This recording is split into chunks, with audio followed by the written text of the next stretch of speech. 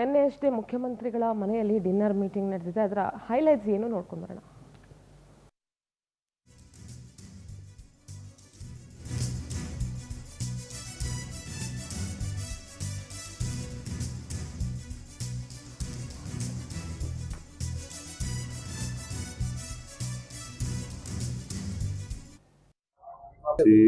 High command high command ನಮ್ಮ ಶಾಸಕರ ಅಭಿಪ್ರಾಯ ಮತ್ತೆ ಹೈಕಮಾಂಡ್ ಎರಡೂ ಈಗ ಶಾಸಕರ ಅಭಿಪ್ರಾಯ ಇದ್ದೇನೆ ಯಾರು ಮುಖ್ಯಮಂತ್ರಿ ಆಗಕ್ಕಾಗಲ್ಲ ಅಂತ ಇದ್ರೆ ಮಾತ್ರ ಆಗೋದು. ಮತ್ತೆ ಹೈಕಮಾಂಡ್ ನ ಆಶೀರ್ವಾದನೂ ಇರಬೇಕಾಗುತ್ತೆ. ಯಾವ ಸಬ್ಜೆಕ್ಟು ಇಲ್ಲ, ನಾನು ಹೇಳಿದಲ್ಲ. ಅಷ್ಟು ಬಿಟ್ಟರೆ ಮೌಲ್ಯಮಾಪನ ಆಗಲಿ, ರಿಷಫಲ್ ಆಗಲಿ, ಇನ್ನೊಂದಾಗಲಿ ಯಾವುದು ಡಿಸ್ಕಷನ್ಸ್ ಇಲ್ಲ, ಯಾವ ಸಬ್ಜೆಕ್ಟು ಇಲ್ಲ. ಬಿಜೆಪಿ ವಿಚಾರನೂ ಇಲ್ಲ. ಇವತ್ತು ಬಿಜೆಪಿಯವ್ರ ಬಗ್ಗೆ ಆಗಲಿ ಅಥವಾ ಇನ್ನೊಬ್ಬರ ಬಗ್ಗೆ ಆಗಲಿ ವಿಪಕ್ಷದವ್ರು ಸಹಜವಾಗಿ ಟೀಕೆಗಳು ಮಾಡ್ತಾ ಇರ್ತಾರಲ್ಲ, ಅದ್ರ ಬಗ್ಗೆ ಯಾವ ಚರ್ಚೆನೂ ಇಲ್ಲ. ಒಂದೇ ಒಂದು ಚರ್ಚೆ ನಮ್ಮ ಚುನಾವಣೆಗಳ ಬಗ್ಗೆ ಅಷ್ಟೇ.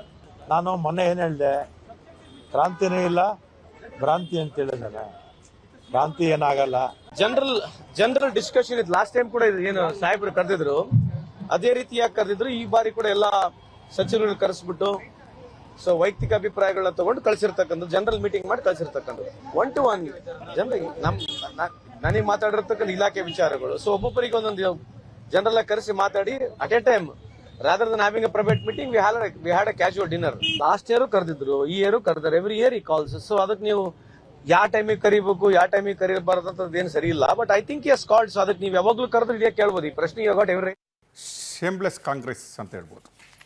ನಾಚಿಗೆ ಬಿಟ್ಟಂತಹ ಕಾಂಗ್ರೆಸ್, ಎಲ್ಲ ಬಿಟ್ಟಂತಹ ಕಾಂಗ್ರೆಸ್. ಯಾಕೆ ಹೇಳ್ತೀನಿ ಹೇಳಿ, 146 ಸೀಟ್ 2.5 ವರ್ಷದ ಹಿಂದೆ ಬಿ ಜೆ ಪಿಯಿಂದ ಜಿಗುಪ್ಸೆಗೊಂಡಂತಹ ಕರ್ನಾಟಕದ ಜನರು 146 ಎಷ್ಟೋ ವರ್ಷಗಳ ನಂತರ ಒಂದು ಗೌರ್ಮೆಂಟ್ ಆ ರೀತಿಯ ಬಹುಮತವನ್ನು ಪಡ್ಕೊಂಡಿರೋದು.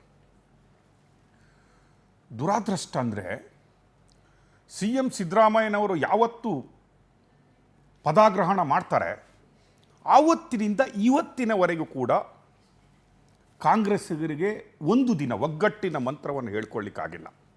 ಯಾರು ಯಾರ ಕೈಯನ್ನು ಎತ್ತಿಬಿಟ್ಟು ಮಾತಾಡಿದರೂ ಕೂಡ, ಏನು ಹೇಳಿದರೂ ಕೂಡ ಅಭಿವೃದ್ಧಿ ಅಥವಾ ಕಡೆಗೆ ಯಾವ ರೀತಿಯ ಒಂದು ಗಮನವನ್ನು ಕೊಡದ ಕಾಂಗ್ರೆಸ್ ಸರ್ಕಾರ 2.5 ವರ್ಷ ಈ ಕಾಂತಿ ಭ್ರಾಂತಿಯಲ್ಲೇ ಬದುಕಿತು.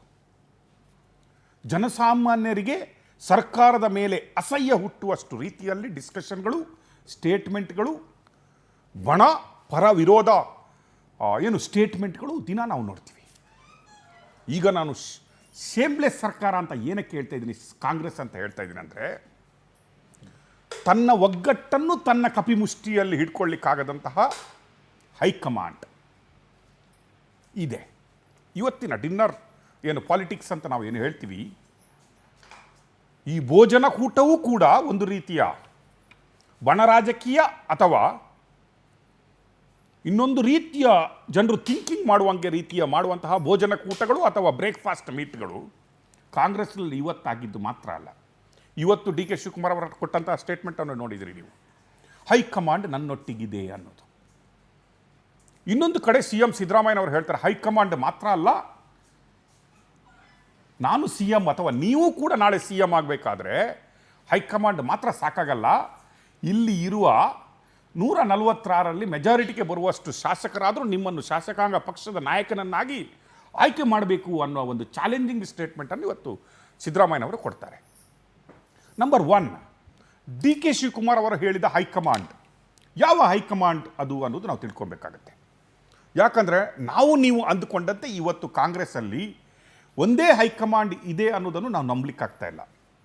ನಂಬರ್ 1 ಅದು ಸೋನಿಯಾ ಗಾಂಧಿ ಮತ್ತು ಪ್ರಿಯಾಂಕಾ ಗಾಂಧಿಯವರ ಹೈಕಮಾಂಡ್ ಒಂದಾದರೆ, ರಾಹುಲ್ ಗಾಂಧಿಯವರ ಸರ್ವಾಧಿಕಾರದ ಹೈಕಮಾಂಡ್ 2 ಆದರೆ, ಅವರ ಕೈ ಕೆಳಗಡೆ ಕೆಲಸ ಮಾಡುವಂತಹ 3ನೇ ಹೈಕಮಾಂಡ್ ಆಗಿ ಖರ್ಗೆ ಅವರು ನಾಯಕತ್ವವನ್ನು ವಹಿಸಿಕೊಂಡಿದ್ದಾರೆ. ಇದರಲ್ಲಿ ಡಿ ಕೆ ಶಿವಕುಮಾರ್ ಒಟ್ಟಿಗೆ ಯಾವ ಹೈಕಮಾಂಡ್ ಇದೆ ಅನ್ನೋದನ್ನು ನಾವು ಥಿಂಕ್ ಮಾಡಬೇಕಾಗತ್ತೆ.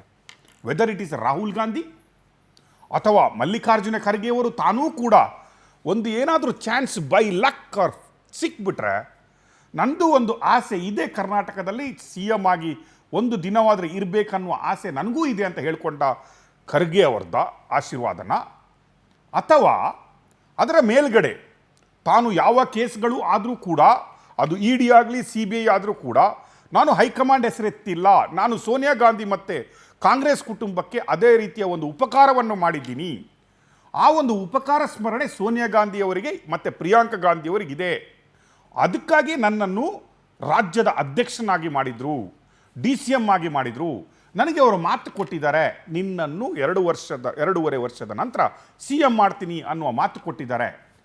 ಆ ಹೈಕಮಾಂಡಿನ ಅಭಯ ಡಿ ಕೆ ಶಿವಕುಮಾರ್ ಇದೇನೋ, ಅಥವಾ ಮೂರೂ ಹೈಕಮಾಂಡ್ ಒಗ್ಗಟ್ಟಾಗಿ ಕೂಡಿಬಿಟ್ಟು ಇಲ್ಲ ಸಿದ್ದರಾಮಯ್ಯನವರನ್ನು ನಾವು 2.5 ವರ್ಷದ ನಂತರ ಈ ನವಂಬರಲ್ಲಿ ಇಳಿಲಿಕ್ಕೆ ಹೇಳ್ತೀವಿ, ಅವರನ್ನು ಏನು ಪ್ರಮೋಷನ್ ಮಾಡಿ ಡೆಲ್ಲಿಗೆ ಕರ್ಕೊಂಡು ಹೋಗ್ತೀವಿ, ನಿಮಗೆ ನಾವು ಬಿಟ್ಕೊಡ್ತೀವಿ ಅನ್ನುವ ಅಭಯ ಕೊಟ್ಟಿದ್ದಾರೋ ಅನ್ನೋದು ಒಂದಾದರೆ, ಇನ್ನೊಂದು ಕಡೆ ಸಿದ್ದರಾಮಯ್ಯನವರ ಸ್ಟೇಟ್ಮೆಂಟ್ ನೋಡಿದಾಗ ಎಲ್ಲೋ ಸಿದ್ದರಾಮಯ್ಯನವರು 2.5 ವರ್ಷ ಅವರು ಈ ಒಂದು ಕಾಲವನ್ನು ಯಾವ ರೀತಿಯಾಗಿ ತಳ್ಕೊಂಡು ಬಂದರು ಅಥವಾ ಯಾವ ರೀತಿಯಾಗಿ ಈ ಒಂದು ಸಬ್ಜೆಕ್ಟ್ ಬಂದಾಗ ಜಾರ್ಕೊಂಡು ಬಂದರು ಅನ್ನೋದಕ್ಕೆ ಸಿದ್ದರಾಮಯ್ಯನವರು ಎಲ್ಲೂ ಕೂಡ ಕೆಲವು ಕಡೆ ನಾನು ಇಲ್ಲ 2.5 ವರ್ಷ ಮಾತ್ರ ಅಂತ ಹೇಳ್ಕೊಂಡಿಲ್ಲ, ಕೆಲವು ಕಡೆ ಕೂಡ ಅಡ್ಡಗೋಡೆಯಲ್ಲಿ ದೀಪ ಇಟ್ಟಾಗೆ ಮಾತಾಡ್ತಾ ಇದ್ದ ಸಿದ್ದರಾಮಯ್ಯನವರು ಹೈಕಮಾಂಡಿಗೆ ಬಿಟ್ಟಿದ್ದು, ನಾನೇ 5 ವರ್ಷ ಸಿ ಎಮ್ಮು, ಅದೆಲ್ಲ ಹೈಕಮಾಂಡ್ ತೀರ್ಮಾನ ಮಾಡುತ್ತೆ, ಹೈಕಮಾಂಡ್ ಹೇಳಿದಂಗೆ ನಾನು ಕೇಳ್ತೀನಿ ಅಂತ ಹೇಳ್ಕೊಂಡು ಬಂದಂತಹ ಸಿದ್ದರಾಮಯ್ಯನವರು ಎಲ್ಲೋ ಕೂಡ ತನ್ನ ಸೈಡಿನ ಜನರನ್ನು ಎತ್ಕಟ್ತಾ ಇದ್ರು. ಹೌದು, ಸೆಪ್ಟೆಂಬರಲ್ಲಿ ಕ್ರಾಂತಿ ಆಗುತ್ತೆ, ಅಕ್ಟೋಬರಲ್ಲಿ ಕ್ರಾಂತಿ ಆಗುತ್ತೆ, ನವಂಬರಲ್ಲಿ ಕ್ರಾಂತಿ ಆಗುತ್ತೆ, ಇಲ್ಲ ಸಿದ್ದರಾಮಯ್ಯನವರು ಅವರು 5 ವರ್ಷಕ್ಕೆ ಸಿ ಎಮ್ಮು, ಅವರ ಫೇಸ್ ವ್ಯಾಲ್ಯೂ ವರ್ಚಸ್ ಇಟ್ಕೊಂಡೇ ಇಷ್ಟು 146 ಬಂದಿರೋದು. ಯಾರು ಕಾಂಗ್ರೆಸ್ ಪಕ್ಷದಲ್ಲಿದ್ದರೂ ಡಿ ಕೆ ಶಿವಕುಮಾರ್ ಮಾತ್ರ ಮಾಡಿರೋದಲ್ಲ, ನಾನು ಅಧ್ಯಕ್ಷನಾಗಿದ್ದರೂ ಅದನ್ನೇ ಮಾಡಬೇಕಿತ್ತು, ಅದೇನು ಮಹಾ ಕಾರ್ಯ ಅಲ್ಲ, ಸಿದ್ದರಾಮಯ್ಯನವರೇ 5 ವರ್ಷ ಅಂತ ಹೇಳ್ತಾ ಇದ್ರು. ಆದರೆ ಎಲ್ಲೂ ಸಿದ್ದರಾಮಯ್ಯನವರು ಓಪನ್ ಆಗಿ ಹೇಳ್ತಾ ಇರಲಿಲ್ಲ. ಆದರೆ ಕಳೆದ ಒಂದು 5-6 ತಿಂಗಳಲ್ಲಿ ಸಿದ್ದರಾಮಯ್ಯನವರು ಹಲವು ಸಲ ಯಾವ ಮೂಢ ಪ್ರಕರಣ ಅವರ ಹಿಂದೆ ಬೀಳ್ತು, ಮೂಢ ಪ್ರಕರಣದಿಂದ ಅವರಿಗೆ ಮುಜುಗರ ಆಯಿತು, ಎಲ್ಲೋ ಸಿ ಎಂ ಸ್ಥಾನವನ್ನೇ ಕಳ್ಕೊತಾರೆ ಅನ್ನುವ ಒಂದು ರೀತಿಯಲ್ಲಿ ಆ ಒಂದು ಪ್ರಕರಣ ಬೆಳಕಿಗೆ ಬಂತು, ಅದೊಂದು ರೀತಿಯ ಉದ್ವೇಗ ಸೃಷ್ಟಿಯಾಯಿತು. ಅಲ್ಲಿಂದ ಎಲ್ಲೋ ಸಿದ್ದರಾಮಯ್ಯನವರು ಸ್ವಲ್ಪ ಮಂಕಾಗಿದ್ದರು. ಆಯಿತು, ಒಂದು 2.5 ವರ್ಷದ ನಂತರ ನಾನು ಬಿಟ್ಕೊಡ್ತೀನಿ ಅನ್ನುವ ಸ್ಥಿತಿಯಲ್ಲಿ ಸಿದ್ದರಾಮಯ್ಯನವರು ಬಂದಿದ್ದಾರೆ ಅನ್ನುವ ಹೇಳ್ಕೊಳ್ಳಲಾಗಿತ್ತು. ಯಾವಾಗ ಮೂಢ ಹಗರಣದಿಂದ ಸಿದ್ದರಾಮಯ್ಯನವರಿಗೆ ಕ್ಲೀನ್ ಚಿಟ್ ಸಿಗುತ್ತೆ, ಯಾವಾಗ ಸುಪ್ರೀಂ ಕೋರ್ಟ್ ಕೂಡ ಇಡಿ ಏನು ಇನ್ಕ್ವೈರಿಯನ್ನು ಸ್ಕ್ವಾಶ್ ಮಾಡುತ್ತೆ, ಆಗ ಸಿದ್ದರಾಮಯ್ಯನವರ ಕ್ಲೀನ್ ಇಮೇಜ್ ಏನಿದೆ, ತಾನೂ ಭ್ರಷ್ಟಾಚಾರಿ ಅಲ್ಲ ಅಂತ ಕ್ಲೀನ್ ಇಮೇಜನ್ನು ಹಾಕ್ಕೊಂಡು ಬಂದಂಥ ಸಿದ್ದರಾಮಯ್ಯನವರು ಅವರ ವರ್ಚಸ್ ಏನಿದೆ ಪುನಃ ಇಮ್ಮಡಿ ಆಗುತ್ತೆ ಅನ್ನುವ ಒಂದು ಏನು ಇದಕ್ಕೆ ಬರ್ತಾರೆ. ಅಲ್ಲಿ ಅವರು ಸ್ಟ್ರಾಂಗ್ ಆಗ್ತಾರೆ. ಅಲ್ಲಿ ಯಾವಾಗ ಮೂಢ ಹಗರಣ ತಳ ಹಿಡಿಲಿಕ್ಕೆ ಶುರು ಆಗುತ್ತೆ, ಮೂಢ ಹಗರಣದಲ್ಲಿ ಸಿ ಎಮ್ಗೆ ಕ್ಲೀನ್ ಚಿಟ್ ಸಿಗಲಿಕ್ಕೆ ಶುರು ಆಗುತ್ತೆ, ಅಲ್ಲಿ ಸಿದ್ದರಾಮಯ್ಯನವರು ಸ್ಟ್ರಾಂಗ್ ಆಗ್ತಾರೆ. ಅಲ್ಲಿ ಕಾರ್ಯಕ್ರಮಗಳಲ್ಲಿ ಹೋದಾಗ ಡಿ ಕೆ ಶಿವಕುಮಾರ್ ಅವರ ಕೈಯನ್ನು ಅವರೇ ಮೇಲಕ್ಕೆತ್ತಿಬಿಟ್ಟು ಇನ್ನು 5 ವರ್ಷ ಕೂಡ ನಾನೇ ಸಿ ಎಮ್ ಅನ್ನುವ ಘೋಷಣೆಯನ್ನು ಸಿದ್ದರಾಮಯ್ಯನವರು ಮಾಡ್ತಾರೆ. ಎಲ್ಲೂ ಈ ಕಡೆ ಸಿದ್ದರಾಮಯ್ಯನವರು ಸ್ಟ್ರಾಂಗ್ ಆಗ್ತಾ ಇದ್ದಂಗೆ ಎಲ್ಲೋ ಒಂದು ಕಡೆ ಡಿ ಕೆ ಶಿವಕುಮಾರ್ ಅವರು ತಣ್ಣಗಾಗ್ತಾ ಬಂದರು. ಹೌದು, ನಾನು ಪ್ರಯತ್ನವನ್ನು ಕೈ ಬಿಟ್ಟಿದ್ದೀನಿ, ನಾನು ಪ್ರಾರ್ಥನೆಯನ್ನು ನಂಬಿದ್ದೀನಿ, ನಾನು ದೇವಸ್ಥಾನಗಳಿಗೆ ಹೋಗ್ತೀನಿ, ನಾನು ಪೂಜೆ ಪುನಸ್ಕಾರಗಳನ್ನು ಮಾಡ್ತೀನಿ, ಆ ರೀತಿಯಲ್ಲಾದರೂ ನನಗೆ ಏನು ಕರ್ನಾಟಕ ರಾಜ್ಯದ ಮುಖ್ಯಮಂತ್ರಿ ಆಗುವಂತಹ ಒಂದು ಚಾನ್ಸ್ ಸಿಕ್ಕೇ ಬಿಡುತ್ತೆ ಅನ್ನೋದನ್ನು ಸಾರಿ ಹೇಳ್ತಾ ಇದ್ರು. ನಾನು ಈ ಪ್ರಯತ್ನವನ್ನು ನಿಲ್ಲಿಸಿದ್ರೂ ಕೂಡ ನಾನು ಪ್ರಾರ್ಥನೆಯನ್ನು ನಿಲ್ಲಿಸಲಿಲ್ಲ. ನನಗೆ ಇನ್ನೂ ನಾನು ಸಿ ಎಮ್ ಆಗ್ತೀನಿ ಅನ್ನುವ ಬಯಕೆ ಇದೆ, ಹಾಗೇ ಆಗ್ತೀನಿ ಅನ್ನೋ ಹೋಪ್ಸ್ ಇದೆ ಅಂತ ಹೇಳ್ಕೊಳ್ತಿರ್ತಾರೆ. ಇನ್ನೊಂದು ಕಡೆ ಡಿ ಕೆ ಸುರೇಶ್ ಅವರು ನನ್ನ ಅಣ್ಣ ಆಗಲೇಬೇಕು ಅನ್ನೋದಿದ್ದರೂ ಕೂಡ ಯಾರು ಡಿ ಕೆ ಶಿವಕುಮಾರ್ ಅವರ ಬಣದಲ್ಲಿ ಗುಡಿಸಿಕೊಂಡಂತಹ ಕೆಲವು ಶಾಸಕರು ಕೂಡ ಇಲ್ಲ, ನವಂಬರಲ್ಲಿ ನಾವು ಹಾಗೆ ಆಗ್ತೀವಿ, ನಮ್ಮ ನಾಯಕರೇ ಸಿ ಎಮ್ ಆಗ್ತಾರೆ, ಸಿದ್ದರಾಮಯ್ಯನವರು ಬಿಟ್ಕೊಡ್ತಾರೆ ಅನ್ನುವ ಯಾವುದೇ ಒಂದು ಊಹಾಪೋಹಗಳಲ್ಲ, ಡೈರೆಕ್ಟ್ ಸ್ಟೇಟ್ಮೆಂಟ್ಗಳನ್ನು ಕೊಡ್ತಾನೆ ಬರ್ತಾರೆ. ಆ ನೋಟಿಸ್ಗಳು ನೀವು ನೋಡ್ತೀರಿ, 1-2 ನೋಟಿಸ್ಗಳನ್ನು ಡಿ ಕೆ ಶಿವಕುಮಾರ್ ಅವರೇ ಕೊಡಬೇಕಾದಂತಹ ಪರಿಸ್ಥಿತಿ ಬರುತ್ತೆ. ಡಿ ಕೆ ಶಿವಕುಮಾರ್ ಅವರು ರಾಜ್ಯದ ಅಧ್ಯಕ್ಷರಾಗಿರ್ತಾರೆ, ಶಿಸ್ತು ಕಮಿಟಿಯಲ್ಲಿ ಅವರೇ ಕೊಡಬೇಕಾದಂತಹ ಚಾನ್ಸ್ ಇರುತ್ತೆ.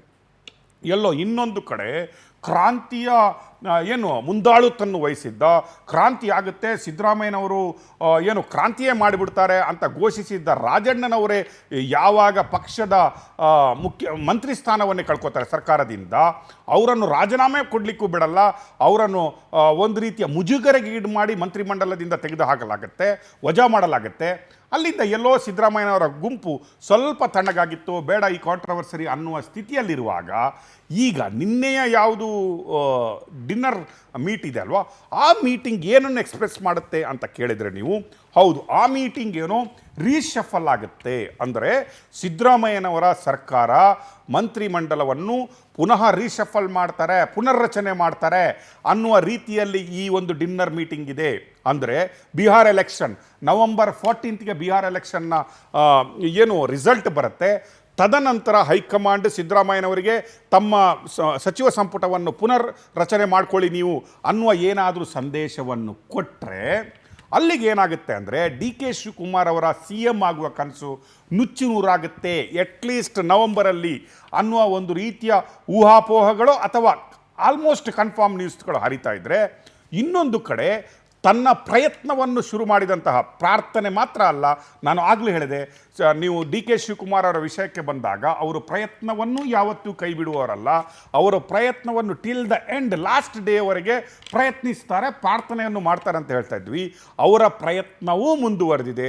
ಆ ಪ್ರಯತ್ನದ ಡೆಲ್ಲಿ ಟ್ರಿಪ್ಗಳನ್ನು ನಾವು ನೋಡ್ತೀವಿ, ಇತರ ಕಾರ್ಯಕ್ರಮ. ನಿನ್ನೆ ಎಷ್ಟು ಬೇಗ ಡಿ ಕೆ ಶಿವಕುಮಾರ್ ಅವರು ಡಿನ್ನರ್ ಮುಗಿಸ್ಕೊಂಡು ಬಂದರು ಅಂತಲೂ ನಮಗೆ ಗೊತ್ತಿದೆ.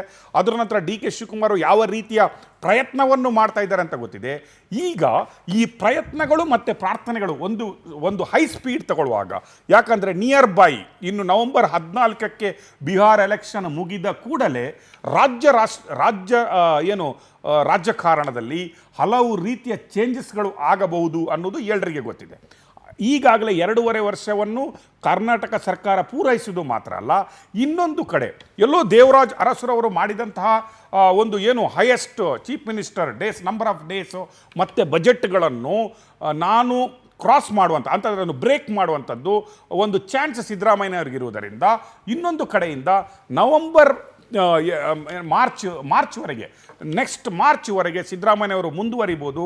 ಅದರ ನಂತರ ಹೈಕಮಾಂಡ್ ಏನು ರೀಶಫಲ್ ಮತ್ತು ಅಥವಾ ಸಿ ಎಂ ಚೇಂಜ್ ಓವರ್ ಬಗ್ಗೆ ಥಿಂಕ್ ಮಾಡ್ಬೋದು ಅನ್ನುವ ಊಹಾಪೋಹಗಳಿದ್ದರೂ ಕೂಡ ನವೆಂಬರ್ 14ನ ನಂತರ ಬಿಹಾರ್ ಎಲೆಕ್ಷನ್ ನಂತರ ಈ ಒಂದು ಎಲ್ಲ ಕಾರ್ಯಕ್ರಮಗಳು ಕೂಡ ಸ್ಪೀಡ್ ಹೆಚ್ಚಾಗೋದ್ರಿಂದ ಈಗಾಗಲೇ ಸಿದ್ದರಾಮಯ್ಯನವರು ತಮ್ಮ ಒಂದು ರೀತಿಯ ಸ್ಟೇಟ್ಮೆಂಟ್, ಅಂದರೆ ನನ್ನೊಟ್ಟಿಗೆ MLAಗಳಿದ್ದಾರೆ, ನಾನು ಯಾರು ಕೇಳಿದರೂ ಕೇಳುವವನಲ್ಲ, ನಾನು ಬಿಟ್ಕೊಡುವಲ್ಲ ರೀತಿಯಲ್ಲಿ ಒಂದು ಸ್ಟೇಟ್ಮೆಂಟನ್ನು ಕೊಟ್ಟಿದ್ದಾರೆ.